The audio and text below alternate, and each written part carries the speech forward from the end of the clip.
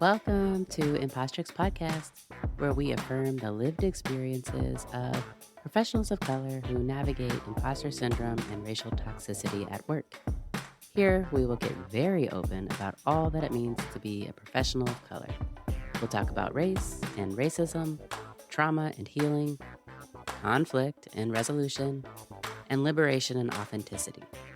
The tools that you learn here will help you confidently address racial toxicity at work, put that imposter syndrome to the side, stand in your power, and resist racial gaslighting.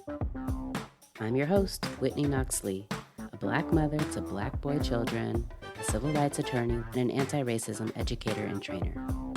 If this is your first time listening, welcome. We're glad you're here. Episodes are published every week. Make sure you go back and listen to our past episodes. All right, here we go.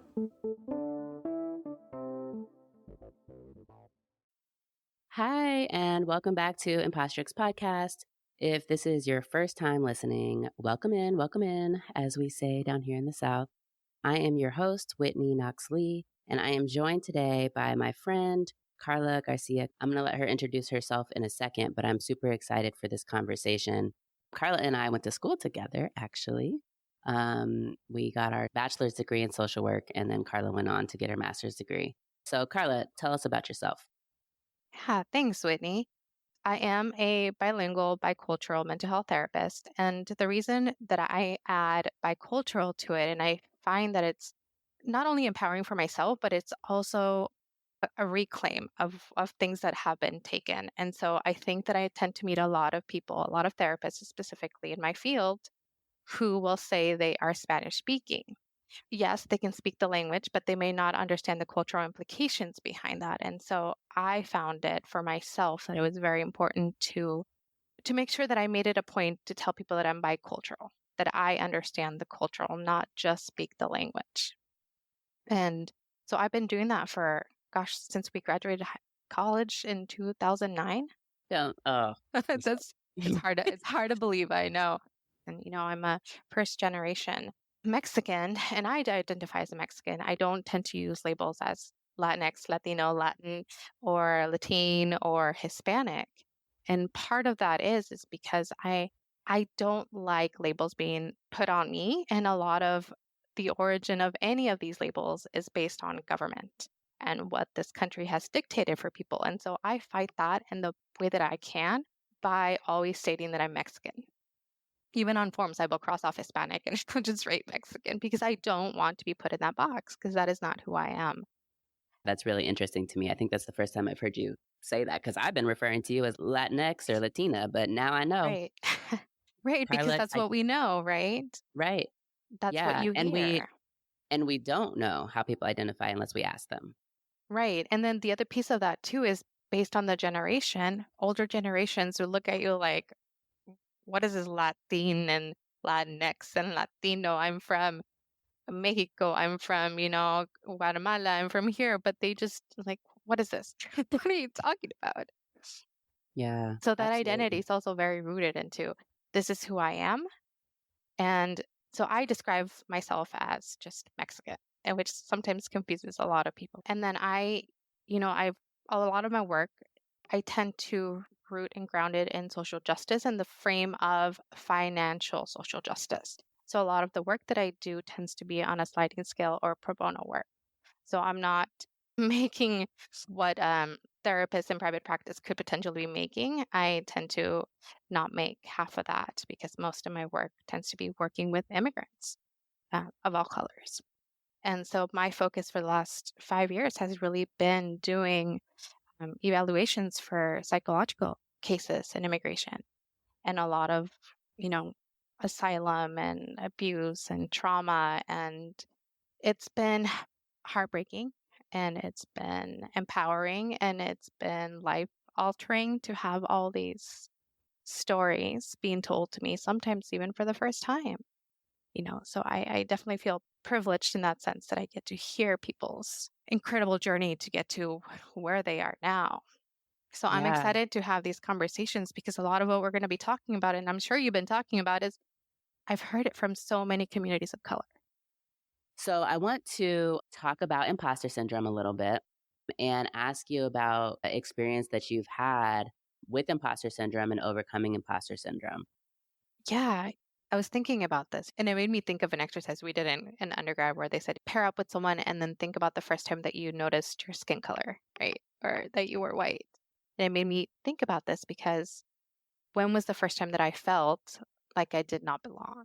And I think the first time that I felt that was when I came to Washington State and I was in middle school because we had just uprooted from California where we had come to and moved to Washington State down in the Southwest region where I was all of a sudden the only brown person in a school. And so they didn't know what to do with me. And I remember being put in a special education class because they thought that I didn't speak English because I was being polite to the teacher, not interrupting and waiting and raising my hand while everybody was out of turn. And so she decided to tell the principal that I wasn't ready for that. And so I spent a whole year in special ed just because I was following my cultural values. And that minute, and I still remember it like it happened yesterday because that was the first time that I felt like an imposter. Like I did not belong, not only in this school, but in this state or in this country. And that's where my internalized depression began, honestly, because then I started gravitating and feeling like I didn't belong. I was hearing messages, I had white kids always ask me if I had my green card. They would call me a wetback. They would call me racial names the entire time I was there. And so that psychological damage started right then and there in sixth grade of hearing, you don't belong. You're not who you say you are. And then the internalized depression of like, I hate my skin color, my language. I hate everything that I came with and who I am because I'm already hearing this and feeling like I'm an imposter. Wow. So I don't remember when they asked us this in class. I, Karla was constantly bringing up stuff from college, and I'm like, Or you were zoning out in class. but anyways, um, I, the first thing that I think of, my first memory of feeling like an imposter was around other Black people. And it was eighth grade. And so I grew up in Seattle in a very, very diverse zip code. And so, like, my elementary school and the activities that we did, I usually was not the only Black person. Usually there were other Black people, but there were also Africans, there were also Chinese and Vietnamese people. But so I would just kind of feel like just a random kid. Like, I didn't feel like I stuck out or anything. But in eighth grade, I was sent to a private Christian school that was essentially a Black school. Um, I don't remember seeing anybody that wasn't Black. And it was my first time being in an all Black environment. And I was getting the feedback that I spoke white or that I didn't act like Black people. And I also grew up middle class, and there was a class component to it as well. And so I stuck out and I felt really uncomfortable. And I felt like, okay, I know I look like you, but that's like as far as our similarities go. But then after that, I went to a high school, a private Catholic high school in North Seattle. And if you're not familiar with Seattle, Seattle is a segregated city. It might be more diverse now. But, anyways, I went to a white school in a white neighborhood with white people who knew each other for their like entire lives because the Catholics go to the same schools and matriculate on to the next school. So these people had been in class together and had been going to church together since they were babies. And my sister and I were one of a handful of Black people. And that was confusing because I went from feeling not Black enough to very Black, over the span of a summer, essentially, in my transition to this school. So yeah, it's just interesting, that question. I think it, for me, raises this reality that we can feel like imposters in our own communities. We can feel like we don't belong in our own communities. And so, how can I move forward as an individual to be open and welcoming to to everyone so that people aren't feeling like they don't belong in spaces that I'm in. Right. So, like, what happened? How did you navigate this? How did your family navigate this transition to Washington? You're in special ed in 6th grade, even though you don't need to be in special ed. What did Mhm. you guys do? So here's the complexity of being an immigrant and or just a person of color is that especially when you're low income is that your parents tend to work a lot. And so a lot of what happens is that there's lack of involvement in the educational system or they may not know how it works.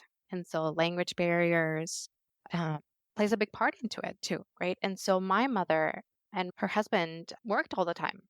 They were working 3 jobs to make ends meet for us. And so oftentimes we were left to deal with all the school stuff. And so there wasn't a lot of involvement in that sense for the educational system. So I basically dealt with it alone. And, one of the things that I've started to see and realize the more I've worked within the community and did a lot of self work is the strengths that come with culture. And one of the things is that my mother, I never saw her get down when someone was disrespectful, rude, or racist. She was always so proud to be that loud Mexican woman walking with a bunch of makeup and jewelry everywhere and, loud clothing and being loud. She was never ashamed of it. And I remember that when we would go out because of the internalized depression I was dealing in this imposter stuff up in the school, I would walk away from them and I would not answer her in Spanish, right? But she just didn't care. And that was my first thinking about it, after so many years, the first time in a different lens was like, damn, this woman was teaching me something of how to show up for yourself. And it doesn't matter what anybody else is doing or saying or telling you whether you belong or not. You show up, but you do it for you. And that was also the thing that she taught me about culture was unknowingly, of course, to her was you show up. Culturally, you show up. And part of that is holding on to your values no matter what others say. And so what I did during all this time down in that area was continuously think about my grandparents, right? Because I left them Mhm. when we came here. And my grandmother would always tell my mom, look how much they're suffering because you took them, because we weren't happy, or she believed we weren't happy. And having that continuously run through my head, along with my mom always telling us how much she sacrificed for us, was the thing that kept pushing through, right? Of do not forget your roots, do not forget the sacrifices that were made for you. And you push through. All these people will say stuff, all these people will not like you, right? They will say horrible things to you, make you feel horrible ways, but you never forget your roots.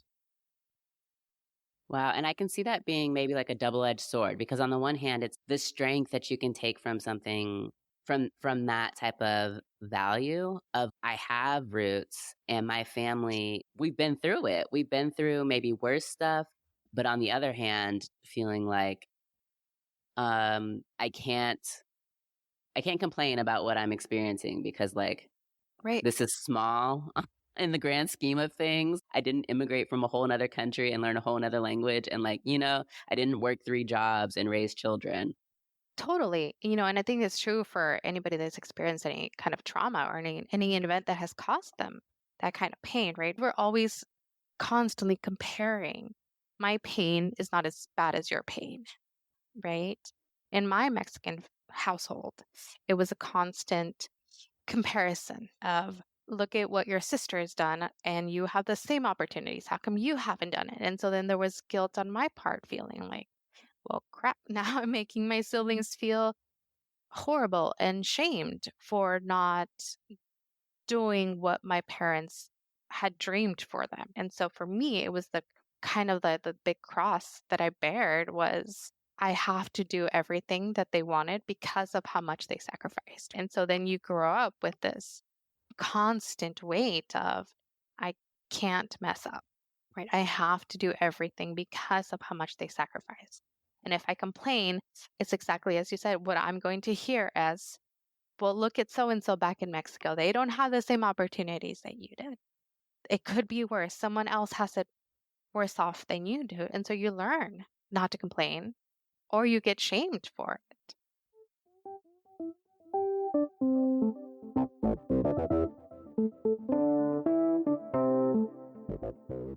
I want to switch gears a little bit and talk about colorism in our communities. And just to kind of set the the foundation for this conversation on colorism, it's essentially this idea of a hierarchy based on how light your skin is.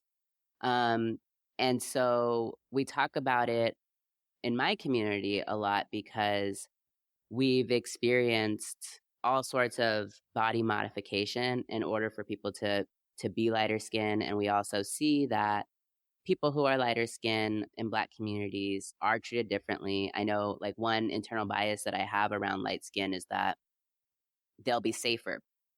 Black people with light skin are safer. Mm. I don't know if this is true or not, but this is just how I feel. And I have two light skinned Black children. And I remember, on the one hand, being like super disappointed that they didn't look like me when they came out.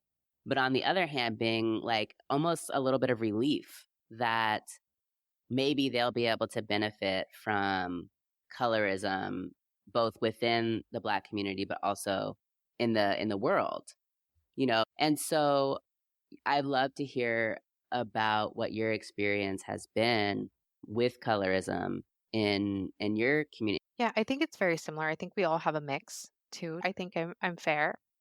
I don't think I'm as light as my mother or as dark as my sister.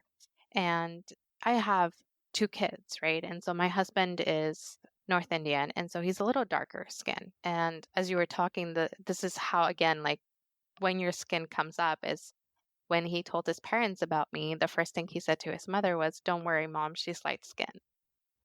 So she'll pass off as North Indian," right? Because even there, being darker skin, being South Indian, is not really what you desire. You want someone who's light skinned. And I remember him saying that, and I was like, wow. So that doesn't only happen in my culture, but for me, with both our children, you know, you've met Ayan, he's really light skinned, like fair skin, maybe even whiter than I am. And Zaira is completely the opposite. She's my little morenita, like she's dark skinned, took after my husband. And I kind of like you said, like I was relieved with Ayan, then I also felt this huge amount of weight of like, how am I going to teach him to be responsible with this privilege, right? Especially also for being male. And then on the other side is like, how am I going to teach Zaira to use this as a power and not as a place of shame and fear because she is darker, and how to teach both of them to be accepting and loving towards each other. Because Ayan's at that age where he's already asking, like, oh, Mama, you and I look the same, and Baba and Sissy look the same. They're both dark and we're light. And so he's already starting to make these separations and these connections. And what does that mean for him? And it's always a comparison. Everywhere you go in Latin America, I get told, oh, you're so lucky for being lighter. Mm. Or, you know, you're so lucky that you have that privilege. But I never thought about that until I learned about what white privilege was and how that comes across and how do you live, because it was just my skin, right? But you get treated differently because of it, even in Latin America, not just here, right? Because what's favorable is white. Right. I mean, we're very, very much so afflicted by this concept of, one, white being right. So like this colonization and white supremacist myth that if you're white, your voice, your opinion is more valuable and should be centered over the opinion and the voice of other people who are not white. Also, this idea of beauty and who is beautiful, and that light, fair-skinned people are more beautiful than dark-skinned people. The issue of colorism and our values as people in America It goes way back in slavery, where light-skinned people were kept in the house. They were the house Mhm. slaves. And dark-skinned people were out in the fields. And of course, being out in the fields is going to perpetuate your darkness because you're under the sun. And how in Black communities, what I've experienced again is like almost like a jealousy, but at the same time admiration for light-skinned Black people because of this idea of like safety and beauty that we've inherited in our culture. And it's also really fascinating to me when I hear other people describe my skin tone because I think that I'm a lot darker than apparently I am. And I wonder about how that affects my own ideas around like personal beauty and what I look like. Because I always considered myself like a darker chocolate, but I heard somebody the other day call me like caramel, and I'm like, who's caramel? I'm not caramel. I'm at least milk chocolate, you know?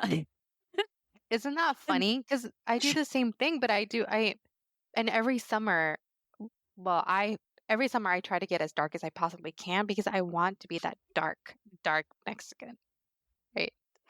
I mean, I don't know if you can see my tan lines from working out in the garden, but I was like, yes, I love this. Like, I want to be, and eh, I don't know if that's rooted in my lived experiences of being denied my heritage, by being told I'm not Mexican enough. And so maybe subconsciously I'm like, if I'm darker, they can't deny it.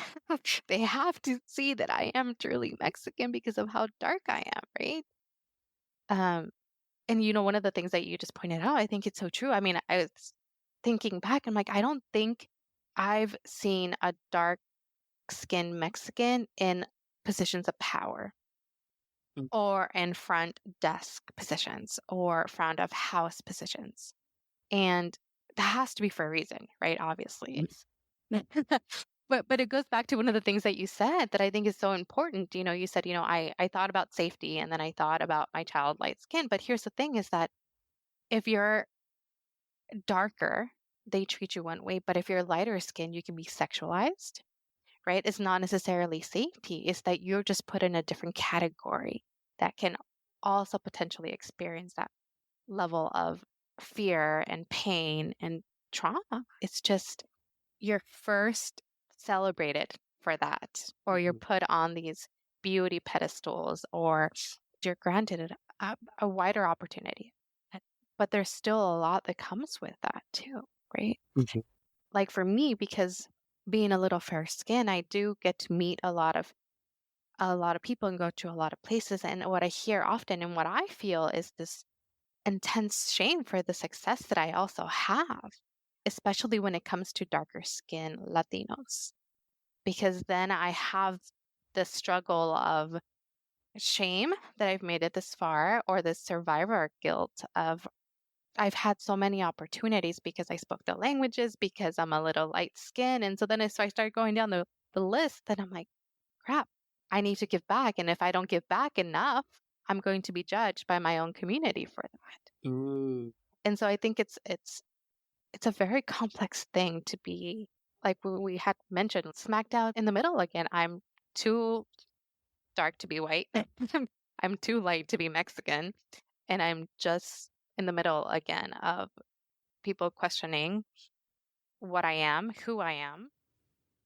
So let me ask you, because you had said something about like feeling this guilt around opportunities that you perceive to have happened, maybe in part because of your light skin and your ability to speak your native language. Like, let's not forget, you are actually from Mexico. Like, you have a right Right. to speak Spanish. Um, but I wonder if that's the reason for your business model. You started out by saying you basically don't charge people much, is what I heard. Do you see that kind of being a way for you to give back to your communities? I think so. Part of the reason for that was going back to my roots and my values that I grew up with. I saw my mother who struggled, who was a single mother, who was on government assistance, food banks, food stamps, all of it, and I saw her struggle. And it was interesting. I'll tie this back in, but I was recently having a conversation about how when white people earn money, they keep it, and when brown people of color get money, they give it away. It's never really stays in our pocket or our bank very long, other than cash the check and it comes out, it goes. But it's not towards us; it's just community. And so I think that has always been a very integral part of me and my value. And then what my mom was so good about telling us: if you have something, share it, because there's somebody out there that's struggling. And also to fight capitalism, because when I first started doing these evals, there were very few of us. And then the more people got wind of it, the more therapists started doing it. But a lot are not bicultural. They just speak the language, and they were charging like $3,000 to do an eval for an immigrant who's undocumented, who has no means, who has to pay a lawyer. They were charging ridiculous amounts of dollar. And I get that we want a successful practice. But here's the thing, is that if we are not bicultural, we don't understand the culture, we don't understand the historical context of who we are serving, we do a disservice to them. Mm-hmm. And so then I would get people come to me and saying, oh, I called somebody else, but they were charging us this kind of money. And when they told me, I was blown away, honestly. And then the other piece of that was this cultural tag of, I've been there, we've been there. I know how hard it is to be undocumented. I know how hard it is to be an immigrant. I know how hard it is to get a lawyer and do this thing because we did it. I, in my heart of hearts, could not charge that kind of money to Mm-hmm. someone that looks like me, who I know the struggle of. And so that has been the push for my model, to say, I hear you, I'm with you, I see you. I know firsthand how hard this is. This isn't something that I'm here to make money off of you, right? Mm. But adding Yeah. the value of self-respect and saying, I'm okay if I get paid this much. This is where I see my worth and my value of, and I'm okay living with this. Mm-hmm. Yeah. When you talked about capitalism, I've been thinking a lot about that and racial capitalism, which is this idea that we assign value and worth on essentially the labor of folks of color, is essentially what it comes down to. And that in our society, which we are a capitalist society, we generally don't say we're a racial capitalist society, but that's what we are. That's where our roots began, was making money off of labor that Right. brown people did and creating wealth through that labor. And today we are still doing these things, and the nonprofit industrial complex is just, it's an example. I know you don't work in nonprofit work, but it's, this idea that we need there to be poor people, or we need there to be people who have needs, because we are employed off of what other people need. And so when you're talking about like charging $3,000 for these evaluations, and I'm sure that's the market for it, but like that's the reason why they're charging the $3,000, because Right. there's a market, because they can get $3,000. And it is pushing back against capitalism to not take that, but also recognizing that not every practitioner has the ability to do that financially. So I'm not saying that people that charge market rate are like bad or anything like that. It's just hearing you talk about it does make me think about what our role can be as successful folks of color who are setting our price for our services, and how we balance paying ourselves our worth, Mm-hmm. because we have put time and money and energy and sacrifice, all the things, to be able to charge somebody money for our expertise. But also considering that we inflate what our salary or what our pay is based on the market rate. And the market rate is always going to be based on, in my opinion, how much somebody that has a need is willing to pay. And when it's like in our professions, the people with needs are overwhelmingly the people that look like us. And Right. so how do we navigate that and come to terms with that and live with our pay structure and pay scale in a way that makes us proud and not like icky? And so I think that's admirable. But it's interesting, right? When you're a private practice, I know that you will have to think about everything because it's on you, right? Mhm. It's on you. And so you do have to think about how am I going to be making ends meet, making this successful, and also be fair, if that is something that is a part of your value system and part of your life work. Because absolutely people can take advantage and profit off of someone's pain. Right. Yeah, and I think we all have the personal responsibility to, like, check ourselves where we can. And I think that's a part of community building and trust building is having integrity. Part of this reason for this podcast is, like, reaching folks who are not yet necessarily in places of power or who are just kind of coming into places of power in their professional lives and helping us, like, distill down what our values are so that as we rise to positions of power in our workplaces, we're able to manage these workplaces in ways that are equitable and inclusive for people who look like us. And that in turn, I'm hoping will have impacts on our communities that we live within. And so I think for me, this definitely is one of my values is like figuring out how to go against or how not to just like fall in line with racial capitalism, but how to think more creatively about my livelihood and how I'm making money, how much money I need to have, and why I need to have money. Right, because also you're fighting against this idea of scarcity. Do I Mhm. have enough? Will I have enough? When will it run out? Will we have food? Will we have clothing? How much? Will we have enough? What is enough? It Yeah. might disappear tomorrow. Even I think about it in terms of I'm naturalized and I still have that trauma, that racial trauma behind me that says any day, especially when you hear it from people in office, right? Any day they're going to come and take my little certificate away that says I'm a US citizen. Like Well, they still hold that power over me. And that mhm. fear is still there. Okay, y'all. That's the end of this episode. If you're like me, you lose focus after 30 minutes. So I have split this episodes into part one and two. If you enjoyed today's episode and want to hear more from Karla, or maybe you want to work with Karla, you can find out more about her at garciacounseling.com. And I will put the link to her website and a new radio project that she's going to be working on out in Washington State. I'll put those links in my show notes. We talked today about imposter syndrome and our first time feeling like we don't belong. And then we talked about colorism and how colorism has showed up for us in our respective communities. And then lastly, we talked about how our identities show up in our profession. And so Karla talked about why she has the business model that she has and how for her it's really tied to her cultural values.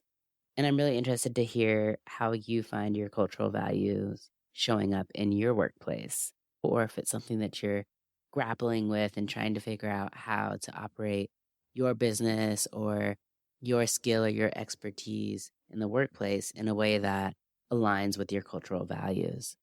I think this idea or reality of being able to show up in our professional spaces with our cultural values intact can really affect what our relationship is with imposter syndrome and imposter experiences in the workplace.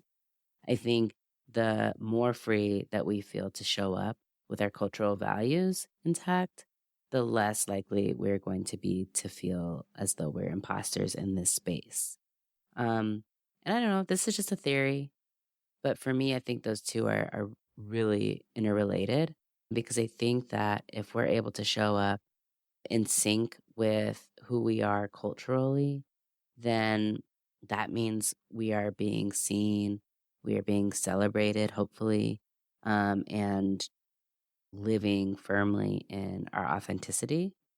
And if we're not able to do these things, for me, I'll say it really creates like a friction between what my job is and what my role is within the space, and then who I am as a person, as a human, and whether I'm showing up as my full self or not.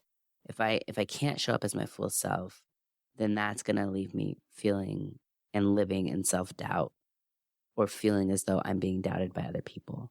I hope that makes sense. I don't know if that makes sense. These are just my thoughts. What do you think? Let me know, and let me know what you think about this episode.